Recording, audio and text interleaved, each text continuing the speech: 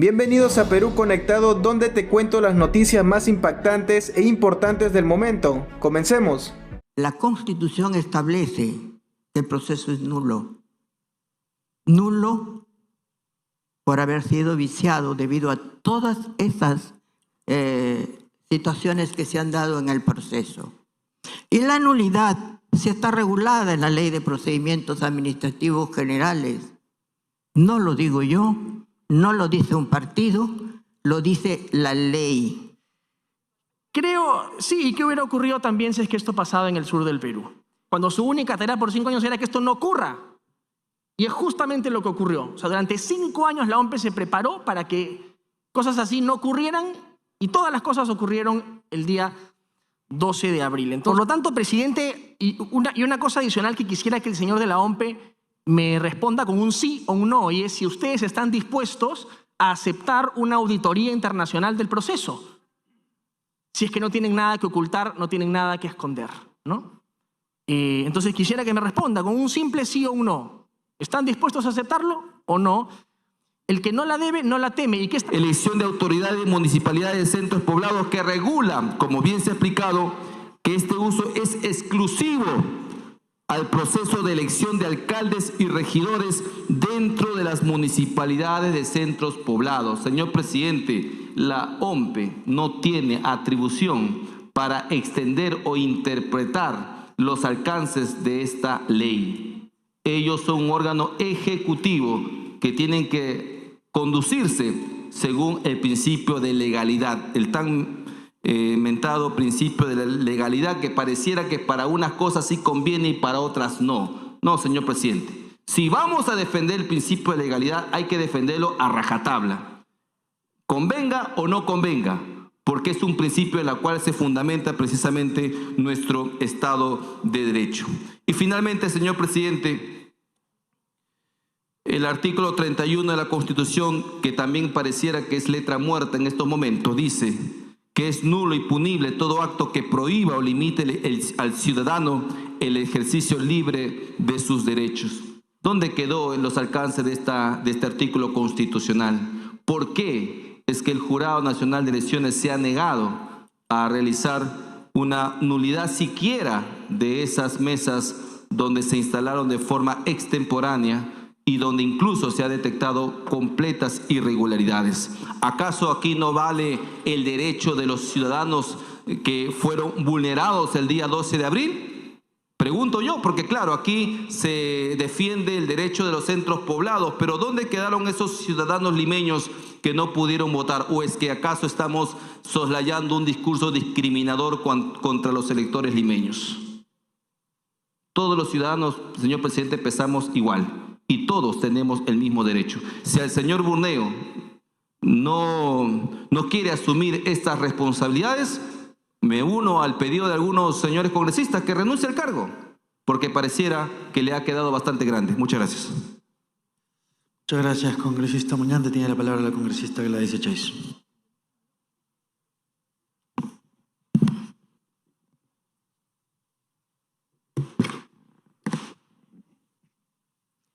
Gracias, presidente. Bueno, yo también quiero iniciar mi intervención lamentando la no presencia del presidente del Jurado Nacional de Elecciones, quien como garante de la transparencia de un proceso electoral y con la función de fiscalizador que tiene, ha debido venir a esta reunión a efectos de transmitirle a la población el conocimiento real que tiene de todo lo ocurrido en este proceso electoral. Creo que no está de más repetir, señor presidente, que la condición de ciudadanos nos da el derecho a votar en igualdad de condiciones, de manera libre, secreta y obligatoria hasta los 70 años. En esa razón, yo quiero preguntar el por qué y para qué las actas 900K. ¿No somos todos los ciudadanos iguales en condiciones de persona o en la condición de persona? Por lo menos es un derecho que la Constitución nos garantiza y que la ley o la misma Constitución en su artículo 176 les encomendó a todos los miembros del sistema, a los órganos del sistema electoral, asegurar que las votaciones traduzcan la expresión auténtica, libre y espontánea de los ciudadanos en igualdad de condiciones y que los escrutinios sean el reflejo exacto de la voluntad del elector expresada en las urnas por votación directa. Habla del elector, no del 1% que no significa nada. Un voto puede hacer la diferencia, señor. Al jefe de la Oficina Nacional de Procesos Electorales, según el propio mandato constitucional, le corresponde organizar todos los procesos electorales, entregar las actas y demás material necesario para los escrutinios y la difusión de sus resultados, brindar información permanente sobre el cómputo desde el inicio del escrutinio en las mesas de sufragio. Si le corresponde organizar los procesos electorales para una elección de personas iguales, vuelvo a insistir, ¿por qué las actas 900K para la zona rural? ¿Cuántos son los pobladores de la zona rural? ¿Cuántos centros poblados rurales hay? Tal vez esa respuesta nos lo pueda dar la señora de la Renier.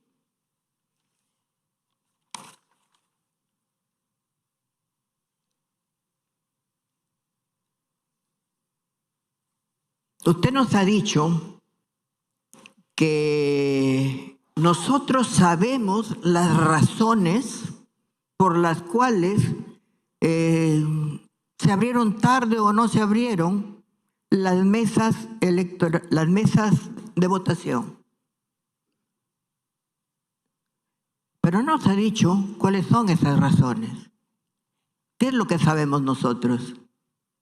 Lo que se dice a través de los medios de comunicación, que no llegaron en algunos casos de las actas electorales, ni los votos, que no funcionaron las computadoras, que no se pudieron conectar, que no habían los cartuchos para que éstas puedan funcionar. ¿Y qué supervisó el entonces gerente de la Oficina Nacional de Procesos Electorales? Estuvieron ahí los fiscalizadores del Jurado Nacional, supuestamente en número de 50,000 distribuidos a nivel nacional.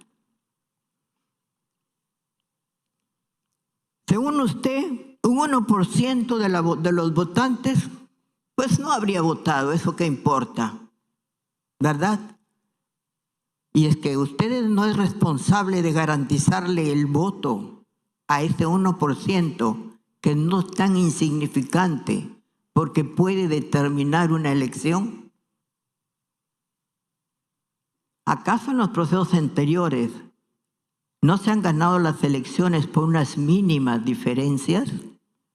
Entonces, ¿por qué minimiza usted que sea un 1% el que no hayan podido expresar su voluntad debido a las limitaciones conscientes de los miembros del órgano encargado de procesar las elecciones?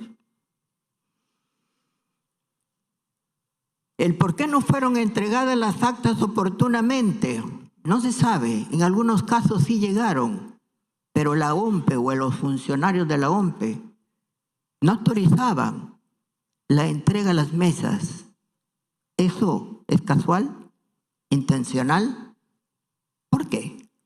¿Para qué? Es la pregunta que nos hacemos todos, señor. Usted, señor, ha sido el gerente general de la Oficina de Procesos Electorales hasta hace poco, ¿verdad? Y tenía como funciones bajo su supervisión a la Gerencia de Gestión Electoral, Gerencia de Información y Educación Electoral y Supervisión de Fondos Partidarios, a la Gerencia de Organización Electoral y Coordinación Regional, a la Gerencia de Informática y Tecnología Electoral, así como a los órganos de administración interna que asesoran y apoyan el cumplimiento de sus funciones. Y por tanto, usted sabía que el material electoral no había sido entregado en la totalidad en los centros de votación en Lima Metropolitana. Y no sé si sabe o puede confirmar que ese material llegó a los centros rurales, incluyendo las famosas actas 900K.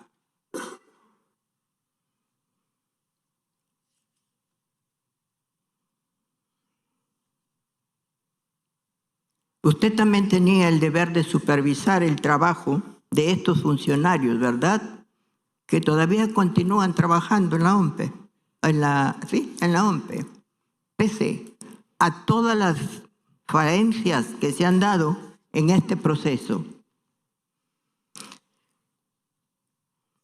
A usted le comunicaron, o díganos si es verdad, que a usted en su condición de gerente general le comunicaron que habían problemas en la distribución del material electoral en los centros de votación de Lima Metropolitana. A la luz de todo lo dicho en los medios de comunicación, ¿diría usted que cumplió con su función? ¿Cumplió con supervisar como correspondía, que el proceso se lleve de una manera regular y que se asegure que todos los electores, los ciudadanos, puedan ejercer su derecho con las garantías que correspondían? ¿Comparte usted con el Jurado Nacional de Elecciones cuando afirma que la situación, que el proceso electoral está seriamente afectado por las serias deficiencias advertidas en la entidad constitucionalmente encargada de la organización del proceso electoral? ¿Puede usted garantizar que el sistema está instalado en la OMPE garantiza un proceso electoral transparente? ¿Puede usted garantizarlo, señor? Cuando existen informes de la Contraloría General que previamente al inicio del proceso electoral había advertido serias deficiencias en el mismo. Son previos a ellos, acá los tengo. ¿Qué se hizo entonces? ¿Por qué se continuó con esto?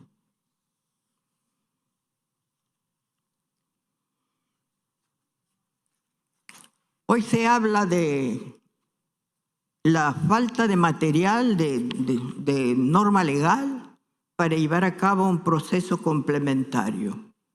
Claro, ¿qué importan las irregularidades disque que afectan todo el proceso? Claro, no hay disposición legal que establezca disposiciones complementarias. La Constitución establece que el proceso es nulo. Nulo por haber sido viciado debido a todas esas situaciones que se han dado en el proceso. Y la nulidad sí está regulada en la Ley de Procedimientos Administrativos Generales, la 27.444, artículo 10. Son nulidades insubsanables y por ende el acto debe reproducirse en su totalidad. No lo digo yo, no lo dice un partido, lo dice la ley. Que la ley establece que debe hacerse o jurar el 28 de julio un presidente, no importa lo que haya habido, no importa que no sea la fiel expresión de los ciudadanos, sino la decisión de un grupo de personas que quiso ponernos a tal candidato como ganador en las elecciones? ¿Acaso no vivimos y tenemos como base, sustento, como la garantía de nuestra forma de gobierno, el sistema democrático? ¿Acaso no son los ciudadanos los llamados a elegir quién nos representa, quién nos gobierna? ¿O son los miembros de la OMPE los que deciden? ¿Ustedes son los representantes de la sociedad, de todos los ciudadanos? ¿No son, señor? Creo que aquí, señores, ustedes deben responder por muchas cosas. Y yo finalmente, pues tengo 100,000 cosas para poder decir. Hubo la vez pasada un evento público y se me acercó un ciudadano que me transmitía el mensaje de alguien que trabaja al interior de la OMPE y que me dijo esto: que se solicite al Jurado Nacional de Elecciones que los personeros técnicos de cada partido accedan al código fuente y vean los protocolos de seguridad de transmisión de datos. Y especialmente, y puso énfasis en que, bueno, sus palabras fueron: están haciendo trampa en el software. Por favor, que los técnicos vayan a verificar el botón de mando de transmisión de datos.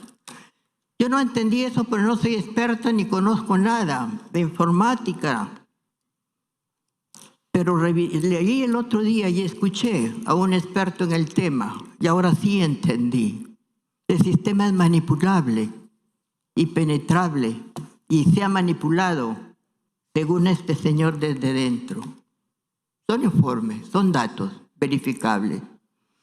El presidente del Jurado Nacional de Elecciones, que tanto defiende ir a una segunda vuelta, al igual que supuestamente los beneficiados,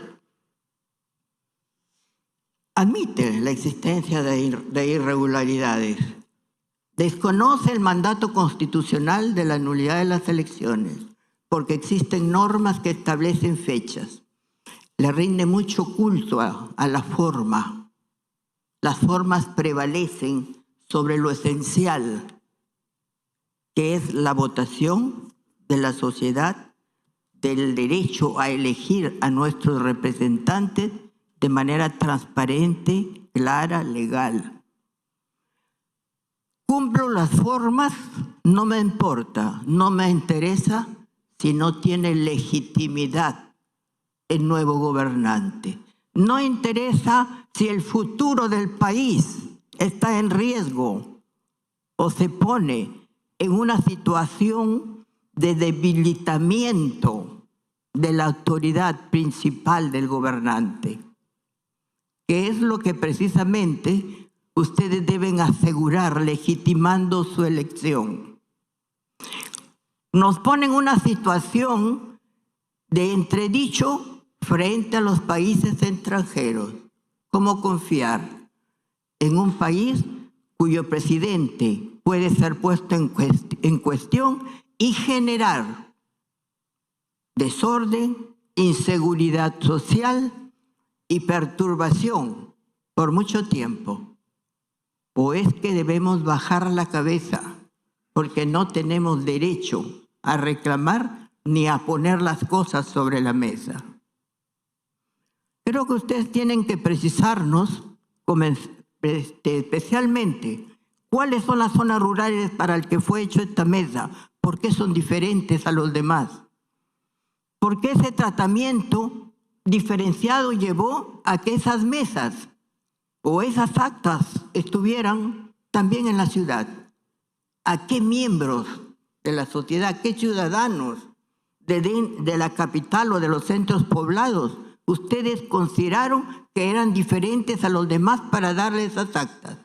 Y qué casualidad que las votaciones de esos centros poblados tengan ciertos matices diferenciales y unos porcentajes que no concuerdan, como dicen los especialistas, con la secuencia lógica, matemática, de todos los demás resultados.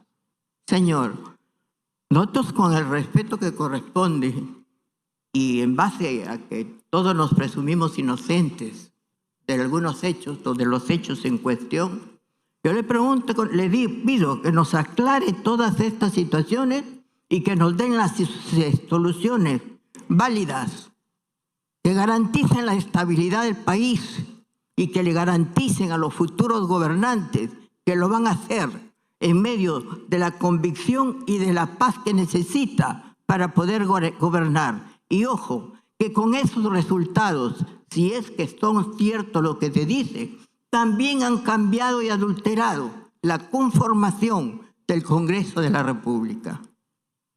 Así es, señor. No es tan fácil ni tan elemental lo que ha ocurrido. Desde aquí el presidente del Jurado Nacional de Elecciones y a los miembros del Pleno tienen una grave responsabilidad frente al país. La historia demandará lo que ustedes decidan ahora, como también o los condenará o los aplaudirá, porque en sus manos está el futuro del país. Gracias, señor. Gracias, congresista. Tiene la palabra la congresista María Carmen Alba. Gracias, presidente. Un saludo al doctor Pachas y a la doctora Velarde y a todos los colegas. Señor presidente, yo quiero contar un caso de una persona muy cercana, una amiga muy cercana, para un poco explicar y al jefe encargado de la OMPE, explicarle lo que ha pasado. Porque hablamos en general, sabemos de muchos casos, temas no tan concretos, pero yo quiero enumerar lo que le pasó a una amiga mía, que la verdad me asombra que la OMPE, que su única función es cada 5 años preparar las elecciones, nos haya decepcionado de esta manera, cuando ya veníamos de una elección del 2021 con dudas, con problemas, y que ahora nuevamente estemos en esto. Entonces, para que lo tomen en cuenta y sepan exactamente qué hizo la OMPE. Mi amiga es miembro de mesa, era miembro de mesa, y un coordinador de la OMPE se contactó con ella 3 días antes. Y le tengo hasta el chat que le escribió, le dijo: discúlpeme, usted es tal persona, recién me han contratado hace 3 días, así que recién puedo contactarme con usted. Quisiera, por favor, que esté, era un local en Surco, en la Universidad de Lima, a las 6 de la mañana para organizar todo el tema.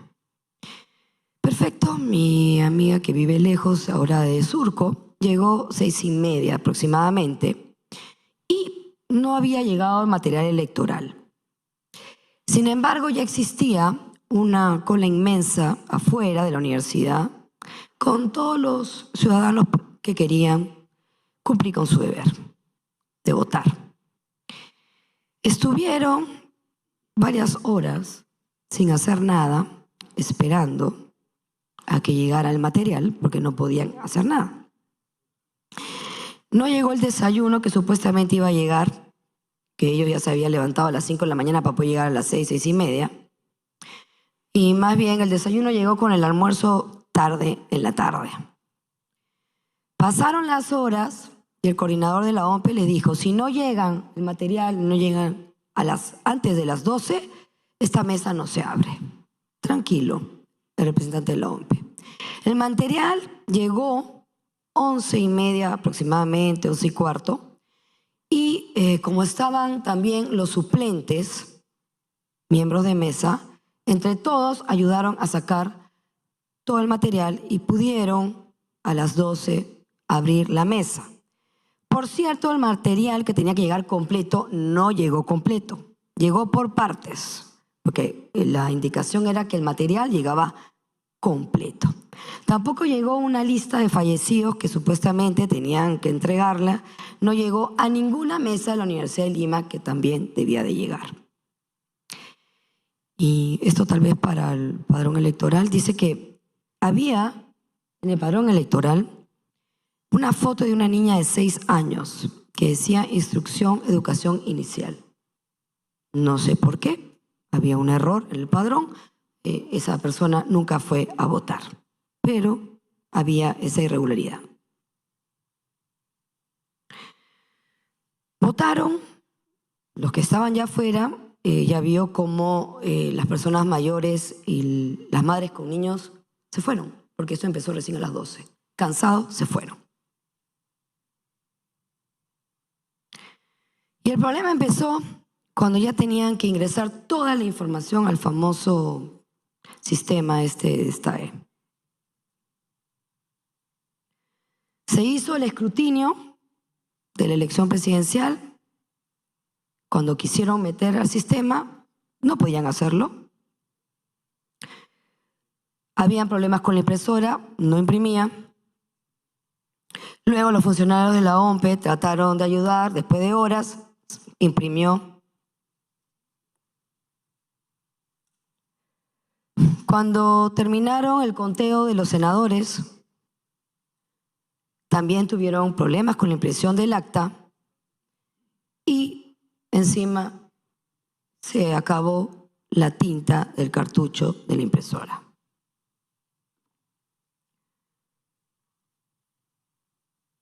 Vinieron funcionarios para tratar de arreglar el tema, ya era de noche, sin comida, cansados, que se habían levantado a las 5 de la mañana para poder apoyar.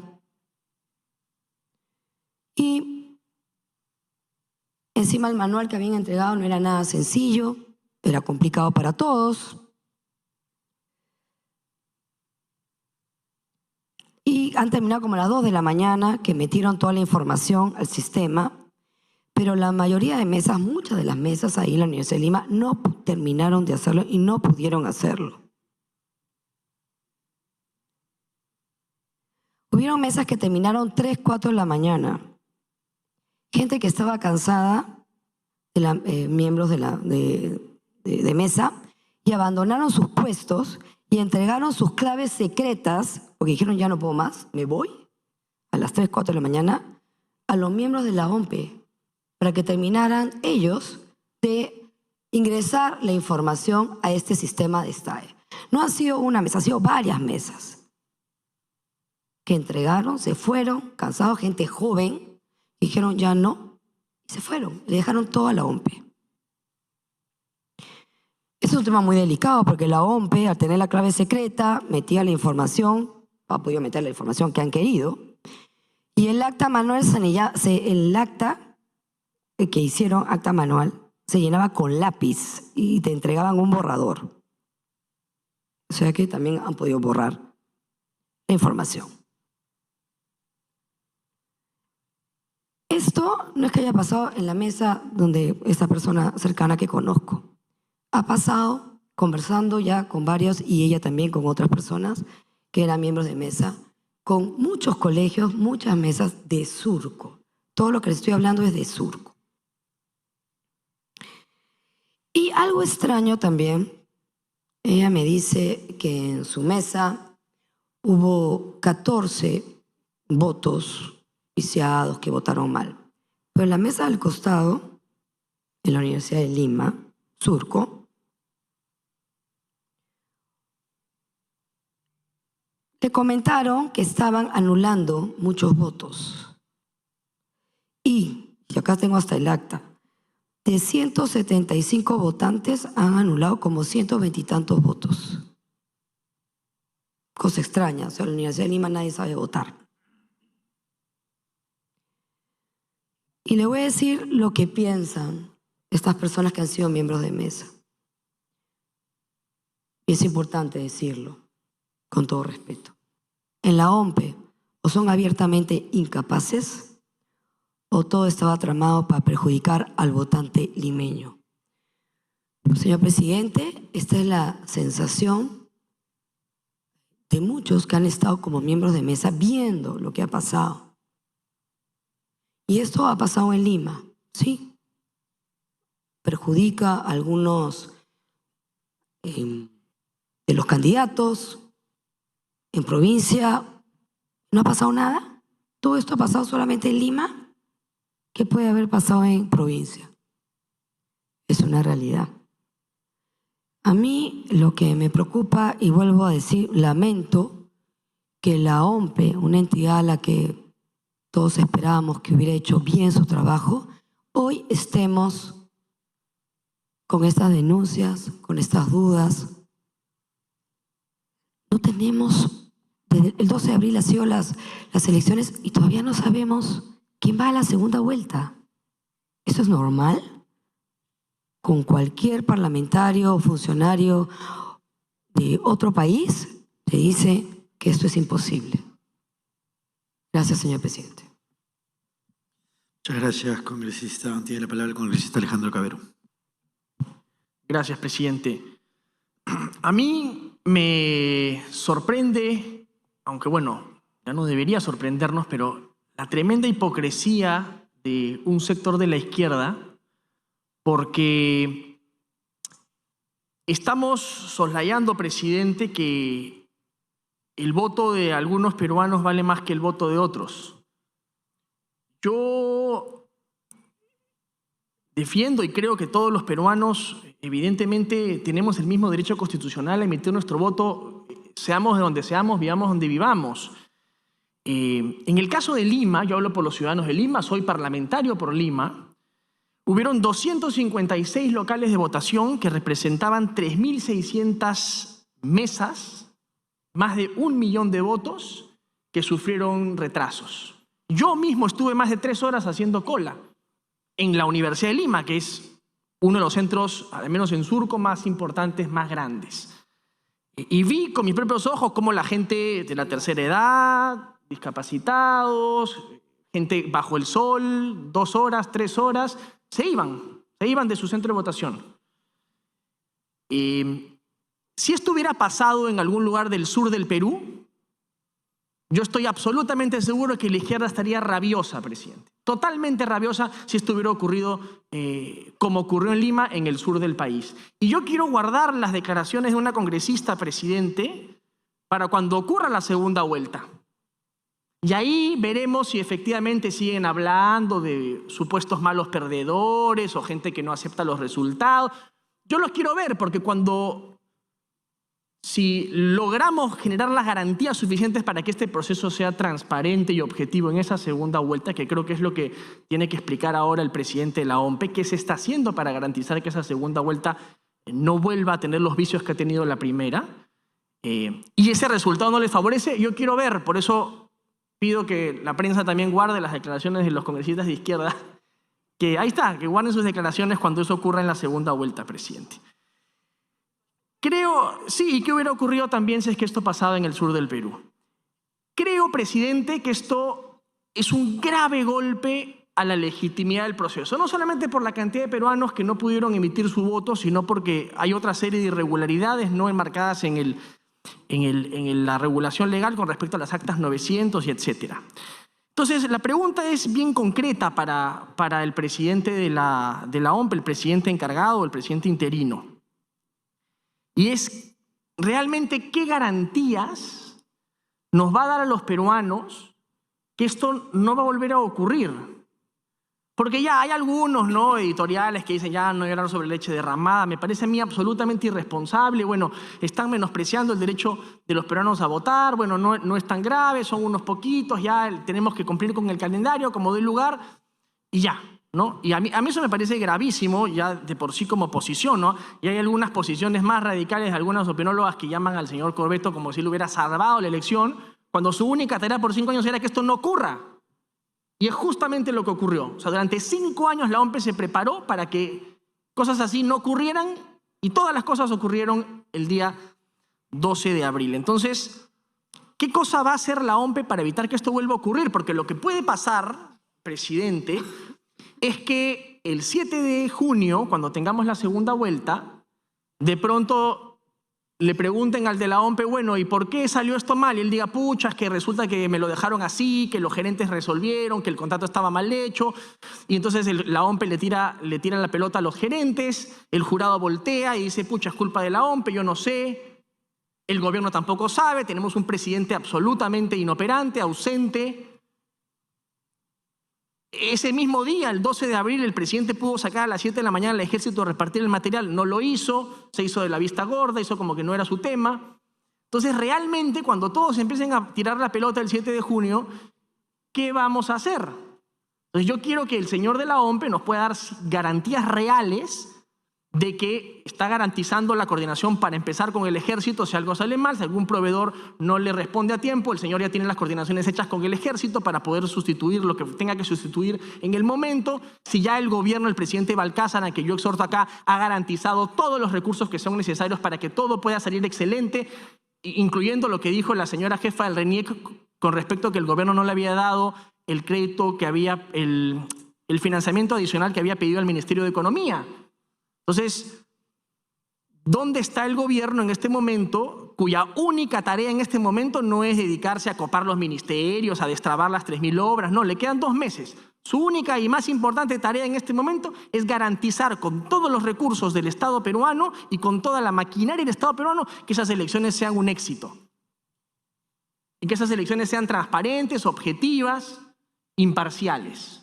Esa es la única tarea que tiene el señor Balcázar, de la cual parece que está sacando cuerpo, ¿no? Entonces yo quisiera saber efectivamente, señor de la OMPE, si está coordinando con el gobierno, con el ejército, la logística necesaria en caso de que algún otro proveedor, porque por error de algún funcionario de tercer nivel, de repente les falla, ¿no?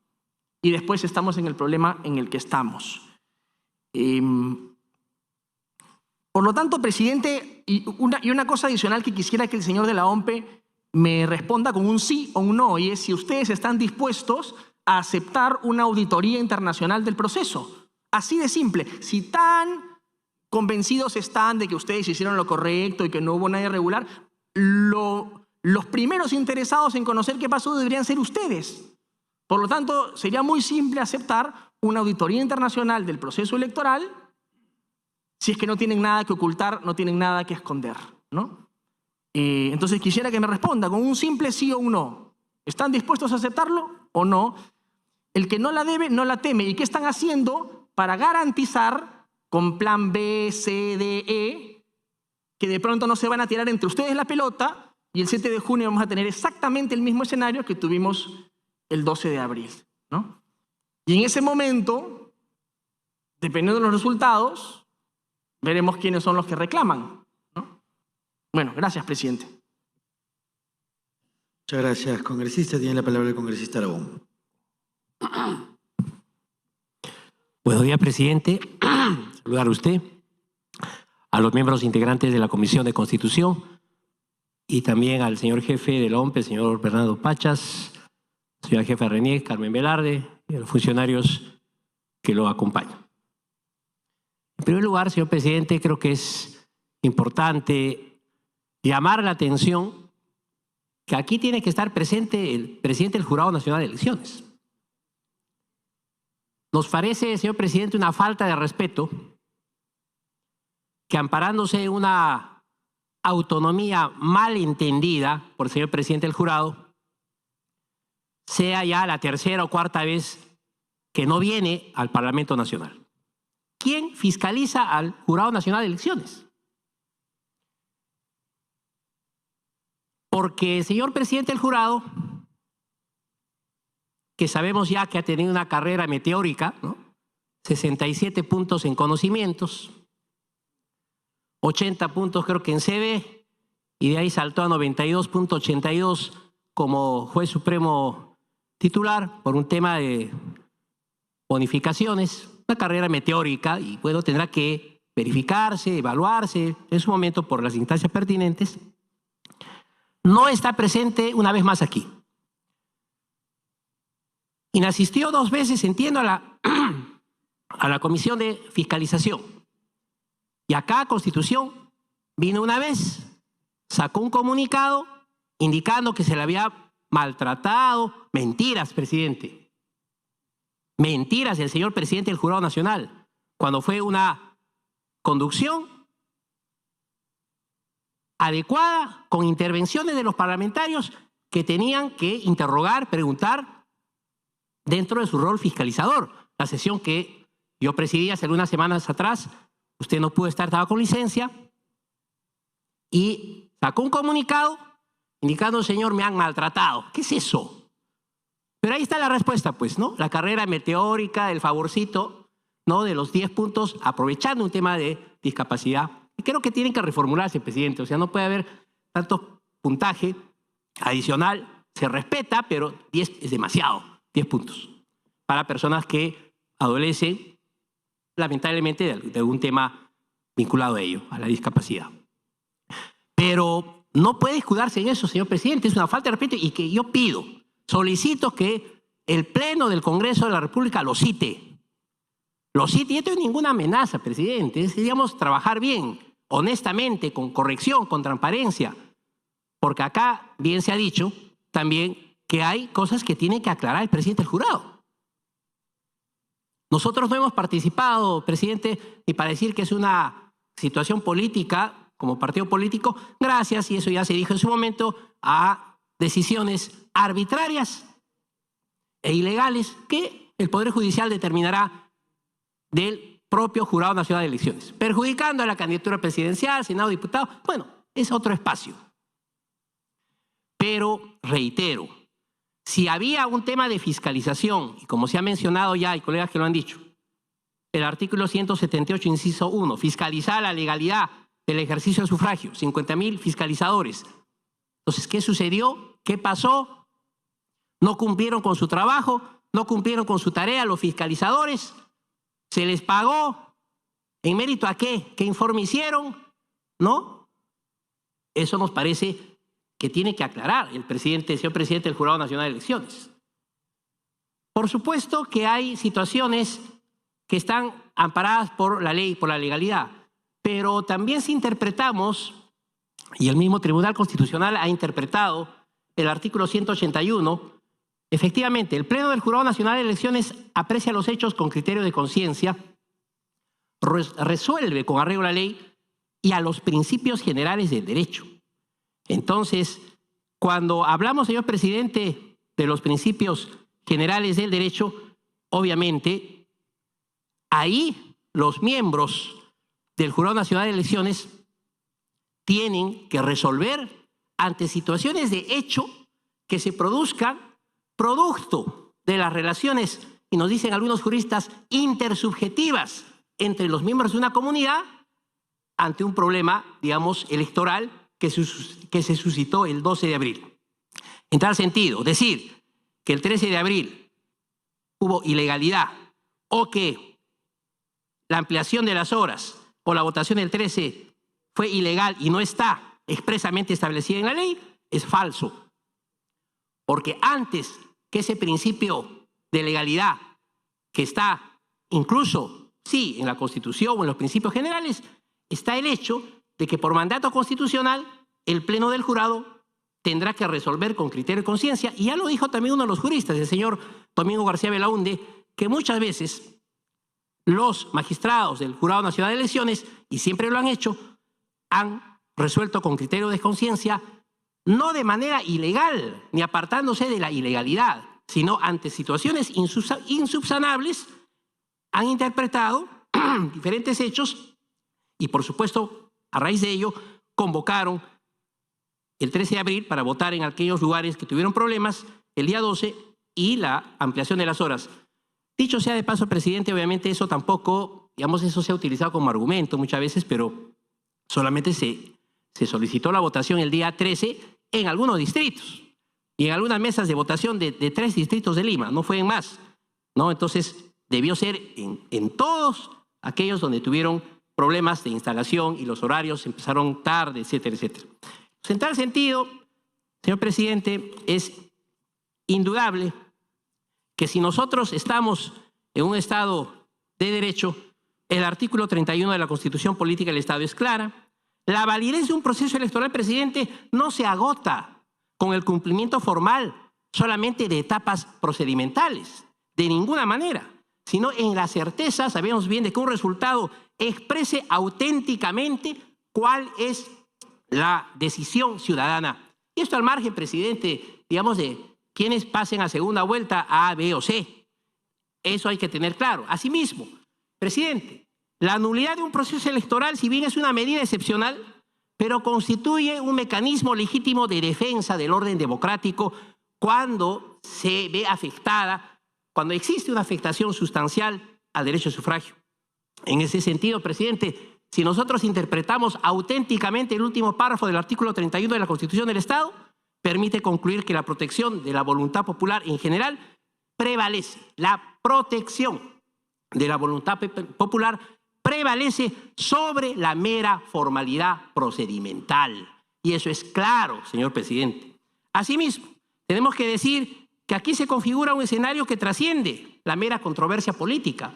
No solamente es un tema político, sino se sitúa, creo yo, en el ámbito de una tutela constitucional del voto ciudadano. Entonces, esos conceptos hay que tener claro. Y las entidades del sistema electoral convocadas, presidente, a esta sesión tienen el deber constitucional de informar todos los detalles que ocurrieron desde el día 12 de abril hasta la fecha.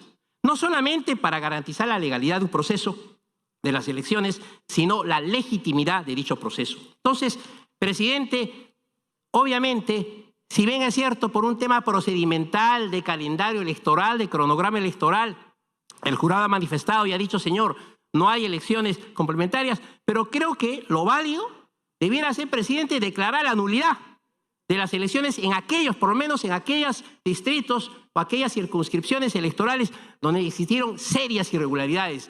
O sea, sobre pretexto de un tema de cronograma electoral, de convocatoria, de plazos, estamos priorizando esos aspectos de forma antes que el tema de fondo. Y el tema de fondo es respetar la voluntad de los ciudadanos.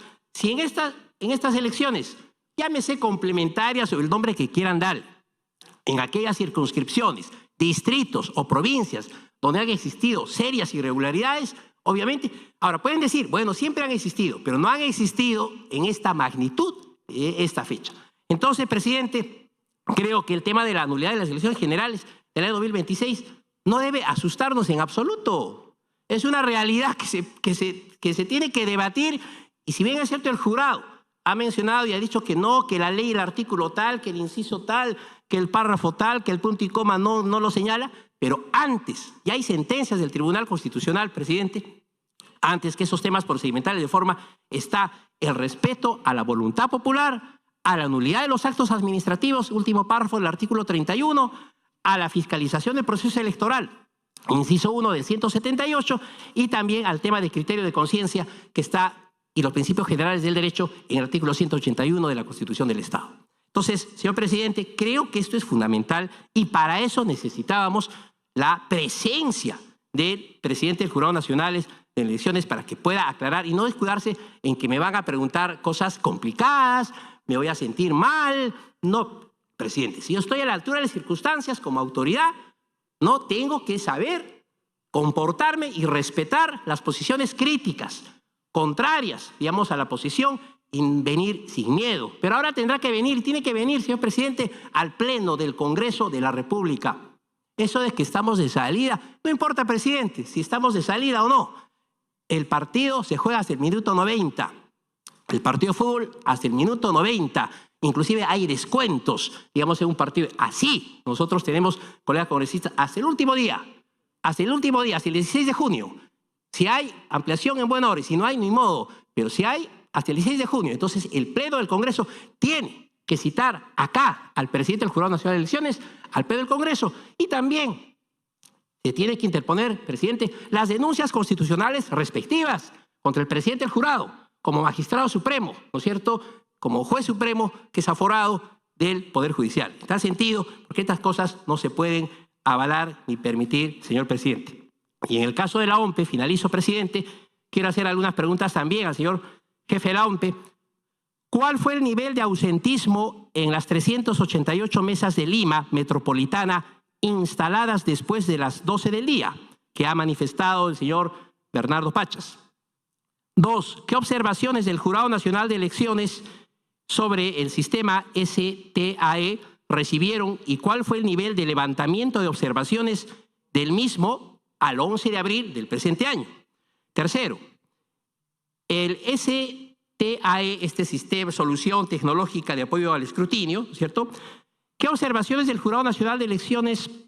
Perdón, tercera pregunta. Si el STAE tuvo un nivel de éxito por reducir cantidad de actas observadas a menos del 5%. Si es así, ¿por qué no lo implementan en la segunda vuelta? ¿No es cierto?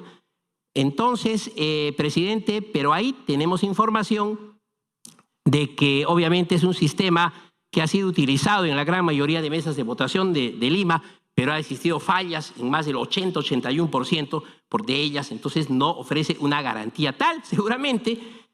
Y por esto, presidente, ¿de qué sirve fiscalizar si los hallazgos del cual habla el Jurado Nacional de Elecciones o la Contraloría General se encarpetan?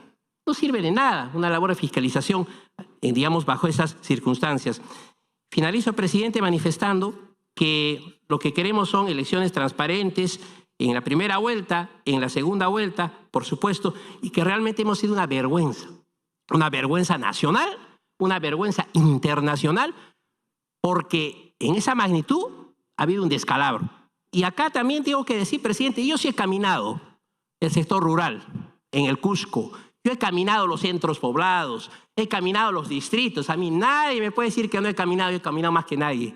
Centros poblados, comunidades, provincias, distritos. Yo respeto a todos nuestros hermanos de los centros poblados y del sector rural y los llevo en el corazón. Pero acá estamos hablando de, gracias a Dios, irregularidades que no se han dado en provincias.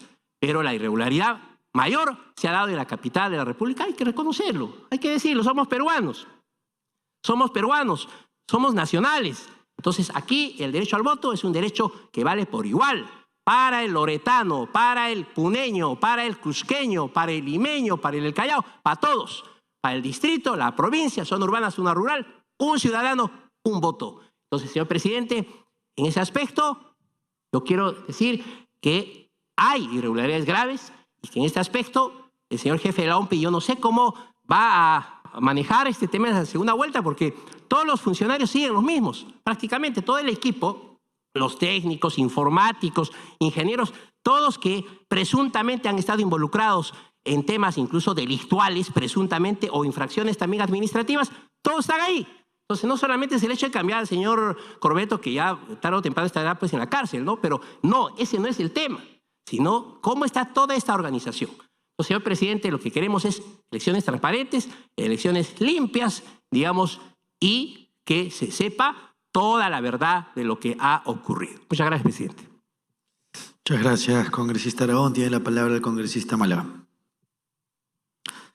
Gracias, presidente. Un saludo a mis colegas y a los invitados de esta sesión. Yo doy fe de lo que ha narrado la congresista Alba, porque es lo que cientos de miles de electores hemos pasado ese día. Es pasar el Niágara en bicicleta. Una situación imposible. La cédula y el acta de votación de una amiga personal terminó en la basura. Yo tuve que esperar 4 horas para votar. Cientos de electores en mi local de votación clamando a gritos, queremos votar. No se puede minimizar esto, presidente. Este debate, esta discusión es del máximo interés nacional y la pregunta que nos hacemos todos los peruanos es si podemos darle la confianza a estas instituciones. Si estas instituciones y estas personas nos garantizan la autenticidad del resultado, la validez de la proclamación como acto jurídico y la legitimidad del futuro gobierno y Congreso del Perú, sea cual sea el resultado final. Yo creo personalmente, presidente, colegas, que esa cuestión de confianza es negativa. No podemos confiar actualmente en las instituciones que están llevando a cabo este proceso. A mí no me da confianza que el señor Burneo no haya asistido a esta sesión. No solo lamento su ausencia, como lo ha hecho la colega Chais, sino la condeno, presidente, porque es una falta de respeto al Congreso y al país en general. No dar la cara, no dar conferencias de prensa, emitir comunicados sin resoluciones, sin aval de informes técnicos. No dar la cara en general. Y por eso quería aprovechar que estaba aquí presente el presidente encargado del Congreso, pero por su intermedio, presidente, me sumo al pedido de que se invite y se convoque al señor Burneo con carácter de urgencia al pleno de esta semana, para que dé cuenta de importantes pronunciamientos de los cuales depende el futuro de esta elección, como lo ya discutido sobre la aplicabilidad del artículo 31 de la Constitución. Tampoco me da confianza, presidente, que el sistema electoral sea un monstruo de 3 cabezas. El Jurado Nacional de Elecciones y la OMPE nos dan sus propias cifras, independientemente. Yo le preguntaría al señor Pachas, la OMPE suscribe las cifras del acuerdo que emitió el Pleno del Jurado Nacional de Elecciones con respecto a las elecciones complementarias, porque parece que la presentación que nos ha traído hoy es una presentación de control de daños. Está hecha sobre la premisa de vamos a darles la confianza sobre las cosas que siempre hacemos bien y que siempre queremos hacer bien. Pero estamos aquí, señor presidente, para hablar de las cosas que se han hecho mal, de las irregularidades y de su impacto. Entonces, cuando hablamos de las cifras proporcionadas por el propio Jurado Nacional de Elecciones, máxima autoridad en este aspecto, ¿qué significa 0.8% de ausentismo por hora? Esto es una carrera de caballos, presidente. ¿Qué significa 1.4% finalmente? ¿Y por qué el análisis ha sido hecho con un punto de corte hasta las mesas que se abrieron solamente hasta las 12 del día? ¿Por qué se está ignorando aquellas que no se abrieron hasta la 1, 2 o pasadas las 3 de la tarde? Se nos está sesgando la información, presidente. El jurado se jacta de haber abierto el 100% de las mesas, pero el acto electoral no se consuma, presidente, con la apertura de las mesas. Se consuma con el voto certificado y comprobado de esos electores. Y cuando dicen que el ausentismo es multicausal, es una excusa más para decir no sabemos cuál es el impacto real, porque no lo han modelado. No nos han presentado informes técnicos donde se produzca una simulación, una modelación, no solo estadística, de todo lo que ha ocurrido. ¿Cuál es la estimación del impacto real? Y con esto quiero referirme con todo respeto a nuestro amigo el doctor Domingo García Belaúnde, a quien conozco y aprecio. Yo no estoy de acuerdo con decir que 500.000 electores son nada. Por supuesto son una fracción pequeña comparada con toda nuestra población, pero no son nada. Y si no son nada, entonces ¿por qué pide elecciones complementarias? Para la nada. Bueno, volviendo al tema de la OMPE, yo le preguntaría al señor Pachas, por su intermedio, presidente, si suscribe los números que ha emitido el Jurado Nacional de Elecciones y si hablan entre ellos, porque cada uno nos presenta sus propias cifras. Tampoco me da confianza, presidente, que se hable de una auditoría hecha a través de un comité designado por el Jurado Nacional de Elecciones. ¿Qué garantía nos puede dar de imparcialidad, transparencia, competencia? Las personas que están siendo citadas o convocadas para esta auditoría tienen alguna experiencia en un proceso de este tipo, en una situación de esta gravedad. No lo creo, presidente. Tiene que convocarse a firmas, empresas de reconocida trayectoria internacional con experiencia en estos procesos, sin conflictos de interés, externos, independientes, de demostrada competencia. Bueno amigos, eso fue todo. No olviden suscribirse al canal y compartir el video. Hasta pronto.